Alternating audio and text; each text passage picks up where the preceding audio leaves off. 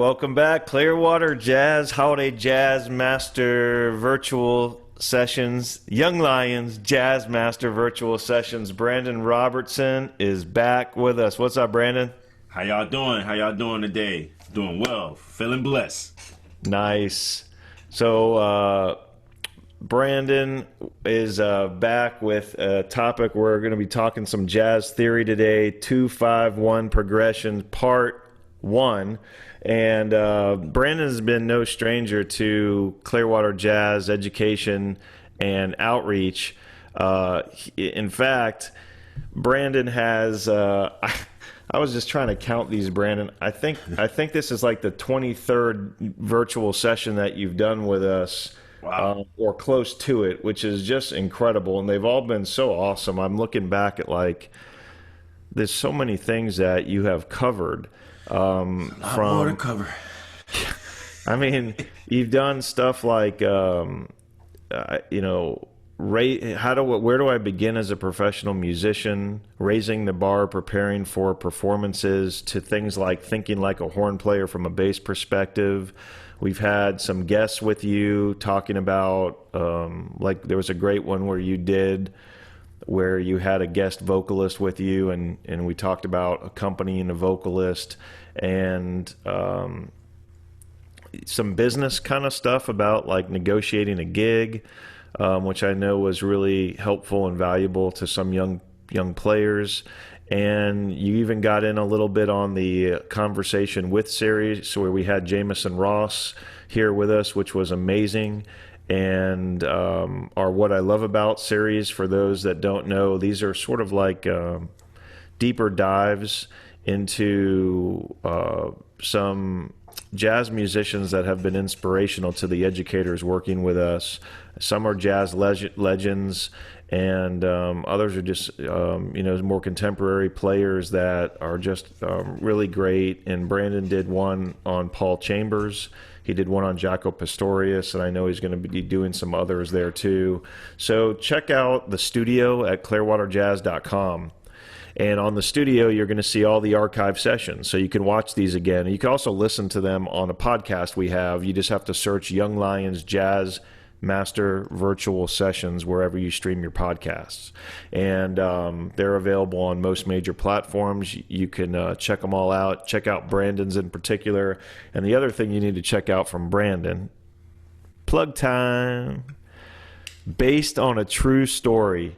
BASS''D, based on a true, oh yeah, Brandon's got a copy of it right there.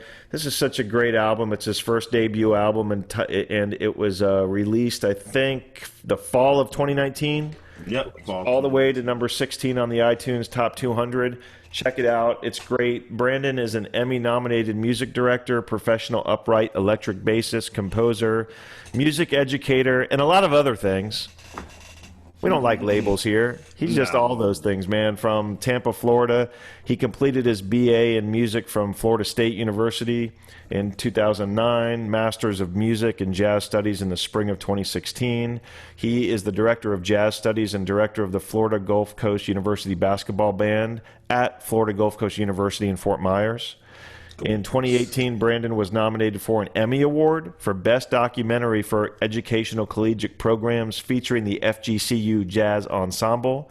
He's a prominent band leader. He's taken his band on multiple national tours. He's played with some really great players, including the world-famous Count Basie Orchestra, led by director Scotty Barnhart, and many others. He's been a featured regular as part of these virtual sessions, a great friend to Jazz Holiday, and just an incredible guy and incredible musician. So we're so happy to have Brandon with us, and I want to thank our sponsors, everybody that supports Jazz Holiday Foundation, including Blue Water Wealth Management at Steward Partners and Duke Energy, who helped to present our studio archive of these videos, and Marine Max Clearwater, who helped to present the podcast. And with that, I'm going to turn it over to Brandon for today's session on 2-5-1 progression jazz theory. Let's go. All right. Well, as we say in the jazz world. It's go time. It's go time. So thank you for that wonderful introduction, Steve, as usual, to the Clearwater Jazz Holiday Foundation. You know how much love I have for all of you. We're pretty much family now. This is a wonderful relationship that you guys we've started, and also to all the inspiring young musicians who are watching this, please understand that this particular organization has not only uplifted the community of Central Florida out of the Tampa Bay and St. Petersburg and Clearwater area, but the amount of resources that they have been pumping out to the band directors and to the schools, man, it doesn't get any better than that. So of course I have to contribute. It wouldn't be right of me if I did not. So thank you guys once again for having me. It's always a pleasure. I love doing it. You can hear it in my voice. I love doing it, so it's not a problem at all. So let's get right into this. So for today's topic, it's pretty straightforward. We're going to talk about some jazz theory. Now, in the past, as mentioned, I've done some more generalized topics: how to negotiate on a gig, how to prepare yourself for a gig, what are some of the things that you can muster to get yourself to become a professional musician, things, etc., stuff like that, and also dealing with just specific bass stuff. But I haven't really dived or dialed into theory. Now, from a bass player's perspective, theory is the most important, and I mean that. I mean the most important element I can have as a musician. I mean, obviously, I need rhythm. Of course, you need rhythm. I need to know how to play bass too. That's even more important. Fundamental. However, there's another side to it. Okay, and the theoretical side of it is, if you don't know what it is that if you don't understand what it is you're playing, then you can never master the true musicality of what you're trying to present and get your point across musically without having to use any verbiage at all, right? So, something that was taught to me in undergrad as a freshman, I remember going into my jazz theory class at Florida State. It was first day of class. The first thing that my professor asked, he says, how many of you in here know about 2-5-1 progressions? Now, it's about, if I can recall, it was a long time ago. If I recall, it's about like 8 or 9 of us in this class. And out of that 8 or 9, about 5 of them raised their hand. Like they knew it. They clearly knew what he was talking about. And the rest of us were like, nah, bruh. We have no idea. I have no idea what you're talking about, right? And so what happened was, he said, well, within scales, you have modes. So in the major scale system, you have these different modes. You have the Ionian, Dorian, Phrygian, Lydian, Mixolydian, Aeolian, and then Locrian. So you have these 7 modes that you're dealing with. Now, there was a time where I could not just spit all those modes out just like that. I had no idea what any of them were. But what he showed me was, he said, let's take C major scale. We're going to take the simplest scale known to man. No accidentals, no sharps, no flats. Now, what if I told you that every other note spells or makes up a collection of pitches, which we call a triad, which we all knew at that point. We knew that. But what I did not know was that within these triads, there is a progression. There's systems that are within these progressions. So if I take the C major scale and I take these 7 pitches, I'm dealing with 1, 3, and 5. Well, that makes up my 1 chord. But then he said, well, what about 2, 4, and 6? So we're talking about scale degrees 2, scale degrees 4, scale degree 6. So in this case, if I'm in the key of C, scale degree 2 would be D. Scale degree 4 will be F. Scale degree 6 will be A. So now that makes up another triad. And so as my teacher's explaining this, it started to click. Certain things started to click. For instance, when I first learned how to play Autumn Leaves, and I noticed that the first 3 measures of Autumn Leaves is a 2-5-1 progression. Now, it's not in the same measures, but it's one chord that is a 2 chord, it's one chord as a 5 chord, and then it resolves to the one of that particular sequence. So when my teacher broke that down to me and said that this second scale degree, these pitches here, makes up this Dorian scale, makes up this minor 2 chord. Oh, okay, I've seen that before. So now I know that whenever I see a minor 7th, is how it was explained to me, versus just a natural minor scale, whenever I see that minor 7th, that's going to let me know that this is a Dorian scale. So what he said was, if we're in the key of C, you're playing all the notes in C major, but you're starting on the note D. And you're going to play from D all the way up to the octave. So all those notes within that space, those collection of pitches, makes up that particular scale of that chord.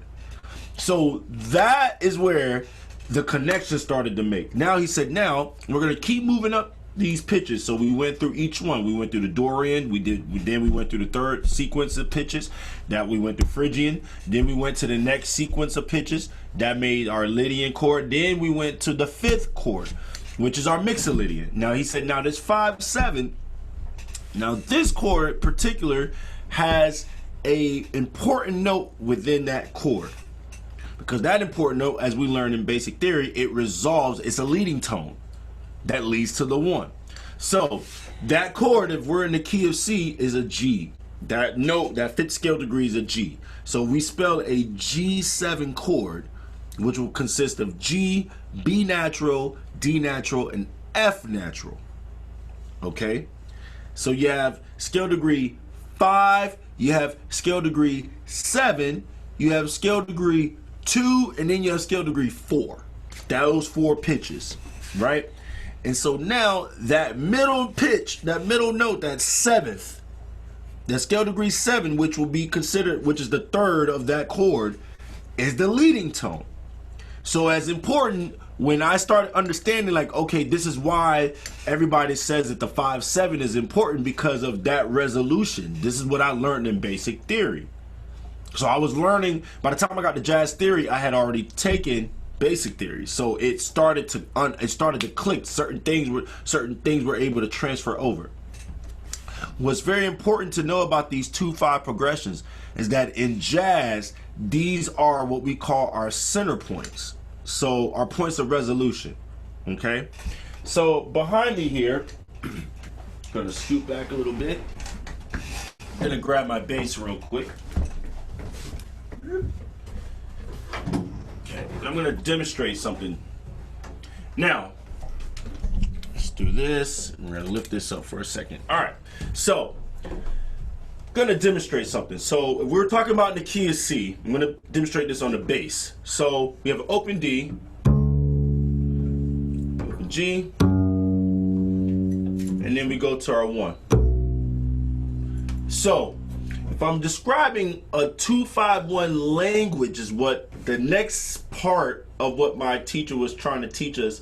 He says, once you understand how these sequences move and how they resolve, then you're able to take those collection of pitches and start to create little motifs or melodies or whatever. You can improvise around that, right? So there's I believe his name is Bart Legion, and I hope I'm not getting his name wrong, but he's a professor out of South Carolina who wrote this book. He wrote this wonderful book, and within that book he talks about 2-5-1 language, and he came up with these sequence of patterns that you can do to start off to learn how to create your own 2-5-1 language, and it kind of gets you going. So it's called 2 ways in, 3 ways in, 2 ways out. Okay, so the whole point of this pattern of these sequences are to demonstrate that either you're going to resolve on the 5th of the 1 chord, or you're going to resolve on the 3rd of the 1 chord, depending on which sequence you choose to go out of. Okay, so I'm going to start with the 2-5-1 to C. So in this case, we're going to start with a D minor 7, and then go up to the 5th scale degree, which is G, to a G7, and we're going to resolve that to the C. Okay? So you have this first chord, which is the minor 2 chord. Okay? So you have the minor 2. So you have the minor 7. So D minor, and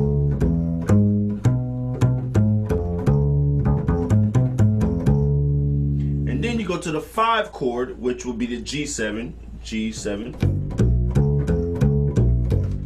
So G, B, D, F, G, D. Okay? And then resolve it to the 1.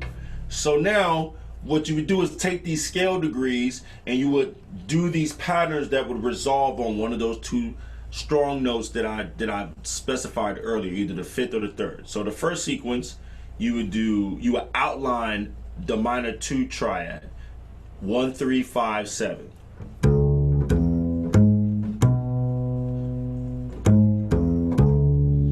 Now, the way that you can come out of it is either on that 5 chord, you could start on the 3rd of that chord, which if we're the G7, you'll start on B, and then come back down and you'll land on the 3rd.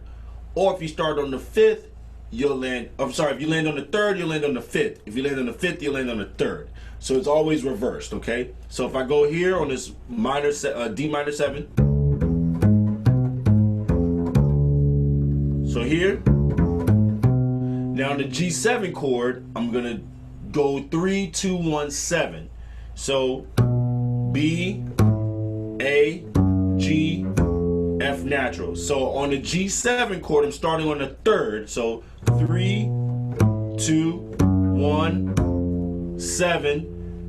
Then when I resolve to that C major chord, I'm gonna land on the 3rd.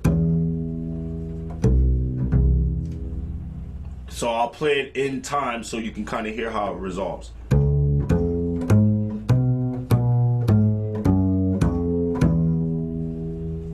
So you can do that on any 2-5-1 chord.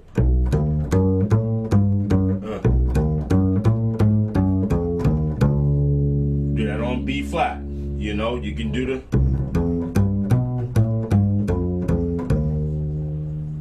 Okay. On any 2-5-1, you can do that sequence and it'll work. All right. So that's one way.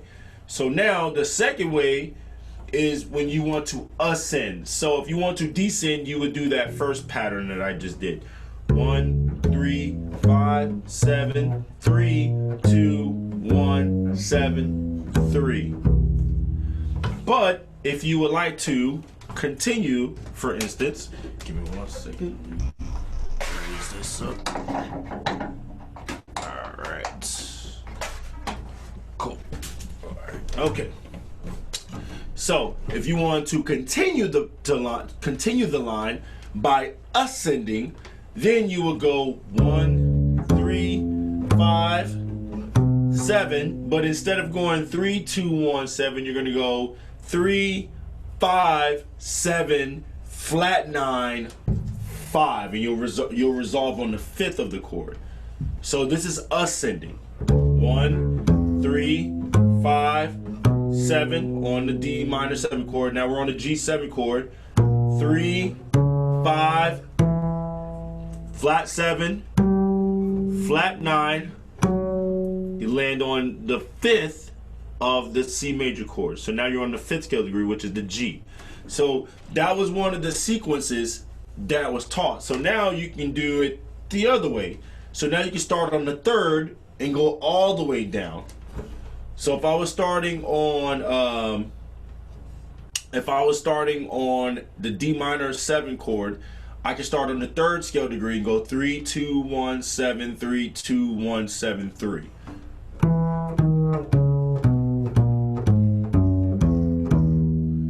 So if I'm playing on that D minor 7 chord, I can go.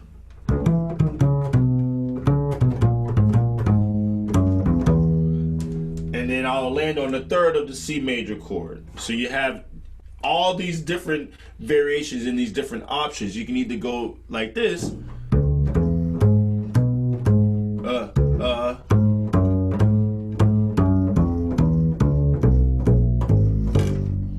you'll start on the 5th of the D minor 7 chord, and then you will go all the way down playing the same pattern, and you will land on the 5th of the C major chord as a resolution. So there's these different sequences that you can do that was taught, that I learned. There's these different sequences that I learned over time that was very useful. And so when you're soloing, for instance, and for younger players, this is very important information to know. You have to outline those 2-5-1 changes. Sometimes, here's a couple of songs that you could try. All the Things You Are, Jerome Kern. Try that song, okay? That's a perfect example of a very simple melody. It has a lot of changes, but there's a lot of 2-5-1 sequences. Obviously, Autumn Leaves would be another one that's a little simpler because it just modulates between the relative minor to the major. So it doesn't deal with a lot of sequences per se. But the perfect song is a little more advanced, but the perfect example of a tune, a jazz tune, a bebop tune, per se, that has the greatest example of 2-5-1 changes would be Clifford Brown's Joy Spring. Okay. Also, there's another song that's a lot easier to listen to and it's slower. John Coltrane's Central Park West. That's another tune that it gives a great example of how those 2-5-1 changes moves and how it has these resolution points. And so in jazz, I teach my students this. I tell them that in jazz there are points of resolution. Okay, do not think because what you learned in your regular classical Western classical theory that particular information is not applicable to what you're doing here. That would be a bigotry like way of thinking. They're all the same. The only difference is that in jazz there's a lot more harmony within the harmony. So if you explore that harmony and understand how it functions, that's the key word, is functional harmony. In jazz theory, you have a lot of functional harmony. There will be changes or sequences. For instance, you will hear a sequence of 2-5-1 progressions that won't necessarily fit into the key, or like the actual key that the song is in, but it's functioning in a way to where you can hear the harmony moving within the key center. That's the whole purpose. So when you understand how to play within a 2-5 sequence, then it'll start to come together. A way to do that is break it apart. Okay, take the chord itself and then you try to understand what that scale is implying. And so as I showed you just a second ago, those different sequences are very useful. So when you start to explore how to solo, let's say if you get to a tune where you have to play a bunch of 2-5s, now you know how to navigate through those, you know how to sequence through those 2-5s without it sounding like you're playing wrong diatonic notes within the chord. Okay, so another example of how to approach 2-5 language is listening to it from the 5. So the minor 2 is just as important, but that dominant 5 is what has the most weight of that pattern because it has to resolve. So usually, unless the 2-5 sequence is going to continue, which that happens sometimes, it's going to resolve somewhere. So that dominant 5 has to function. So for instance, I hear a lot of my younger students, when I'm giving them private lessons and I'm teaching them this stuff, they will play a minor 3rd on a dominant 5, and I try to correct them on that. I'm like, no, it's not minor. Like, well, it's the same thing. I'm like, no, it's not the same thing because of that tension. That major 3rd, that is a leading tone. So that note has a lot of tension. So if you don't resolve that note, if you don't resolve that tension, it's going to sound incorrect. It's going to sound almost like, wait, what just happened? You went left field here. So you have to know how to resolve it. So what I would suggest to practice, there's another book. I actually have it right here. Yes. Scales for Jazz Improvisation. This book is wonderful, and I'm going to tell you why. I'll show you right here. At the very beginning of the book, it explains to you exactly these modes that I'm referring to. Okay, and it's great. It's good to know for younger players. It's good for you all to know what these modes are, because when you understand what the modes are, then you will understand how those chords function when you're reading your charts and you're trying to learn how to improvise over these language, and your teacher's saying, well, I don't hear the language. And I'm pretty sure any young musician that's going to watch this is going to have heard that at some point. They're like, I don't hear you playing the changes. Well, that's what they're referring to. There's certain continuity within the harmony that you have to exploit, and you have to make that present. So when you have a minor 2 chord, so again, if I'm in a key of C, if I have a D minor 7 going to a G7, and it's resolving to the 1 chord, a C major or a C7 or C major 7 chord. If it's resolving somewhere, then you have to play in a way, a pattern, to where it'll outline that resolution. So if you just kind of do a 1 3 5 7, but then a 3 4 2 3, and then you land on the 2 of the 1 chord, it's like, wait, what? You didn't resolve it. So, and that's what happens a lot. That's where that disconnect is. So again, some of the tunes that I mentioned earlier, like Joy Springer, Central Park West, those are just what came to my mind right now. Are great tunes that you can practice that on. All the Things You Are is another great tune as well that you can practice that on, that has some easy 2-5-1 progressions where they're not difficult to hear, but you will hear how it resolves. Okay. Bye Bye Blackbird also has some very easy 2-5-1 sequences where you can kind of practice that as well. But my last point that I want to mention before I go here, my last point is that when dealing with 2-5s, I would, for any instrumentalist who's going to watch this, for any instrumentalist, sit at the piano first. Do not practice those 2-5s on your instrument first. You need to get your ear attuned to how it resolves and how it moves. So even if you have to pluck it out with one hand and do do do do do dee dee dee dee dee dee, so you can hear how it goes. Most of the time, a lot of young players cannot hear the resolution of those 2-5-1 language. So you need to sit at the piano, which is the most in tune instrument, unless it hasn't been tuned. But if it has been tuned, then you would have a perfect and correct pitch that you're hitting, so your ear can adjust if you do not resolve it correctly. Okay, that would be the biggest and greatest advice I can give you in order to really understand how to play through a 2-5-1 progression. Oh, and then he just drops the mic right there. No, I try not to, but it kind of fell out my hand. It just kind of fell. I was like, oh, whoops, my bad. That was awesome. So you're going to be back next week with us on a part 2 on the same subject, or what are your thoughts there? Yes, we're gonna wrap this up with a part 2, and what the part 2 is, I'm gonna actually bring in some examples of charts. I think that would be it'll kind of bring it all back home if I can demonstrate, what it is that I'm talking about as well. So that would be part of the part 2 sequence. I think that's great. I can't wait to get this up in the studio for others to share or have access to as well. It was really, really good stuff. So thank you, Brandon. And, I'm looking up on one of the things I neglected to mention at the beginning is we have this, in addition to the music festival, we have a regular music series that occurs outside in smaller scale, socially distanced environments. And Brandon has performed as part of this series. It's called the Wanderlust Music Series.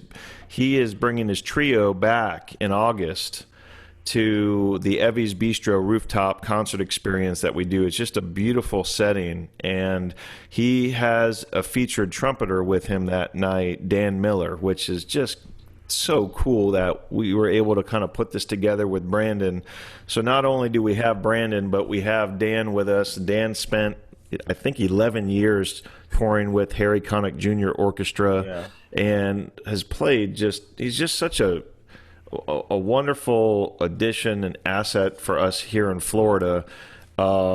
Such a big jazz enthusiast and proponent for jazz education, and has also done a virtual session with us. So that particular series or event is going to be August 13th, and I'm not sure if there are tickets still available for it, but if there are, go to the clearwaterjazz.com and click on the Wanderlust link and scroll down Sell it out, people. That. Yeah, no, I think it's going to be awesome. Let's sell it out. So we're really happy to have Brandon participating in that one. A big thank you again to all of our supporters that make these sessions and other outreach programs and initiatives possible. And for the students and players out there that have been following along with these sessions, thank you so much. We hope you're finding good value in them. Keep playing out there. Keep being creative. Keep sharing. Keep learning. Keep growing. And Brandon, man, I can't wait to see you again next week. I look forward to it. Awesome, man. Thank you guys once again. To everybody. I want to give one shout out real quickly, if that's okay. I have to give a shout out to the graduating class of 2021. This has been to all of the college, high school, community college, charter schools, any schools. You all made it, man. You guys survived a crazy pandemic, a school year where you had to learn virtually, which we have statistically have been shown that has not worked at all for a lot of folks, and you made it. So I just want to take the time, me being a professor here at FGCU, I hold that to my heart dearly, that I say that I'm proud. I was so proud of all the seniors and everybody who was graduating, because I knew how hard it was for everyone. So for those of you who are watching this and you graduated, congratulations. You have completed one of the greatest milestones of your life, and I wish you nothing but prosperity and success for your future. Please hold on to these words when I say that even though life is going to get tough, you will make it. You have proven it. You have proven that even through a pandemic, you can still come out on top. So I'm proud of you. I just wanted to make that known, that I'm proud of the graduating class, and wish them the best. Oh, that's beautiful. And thank you, too, to all the educators that figured out a way to, in a really difficult time, to keep inspiring and teaching and making it all happen. So, all right, on behalf of the Clearwater Jazz Holiday Foundation, thank you, everybody. We'll see you back real soon. See you guys. Have a great one.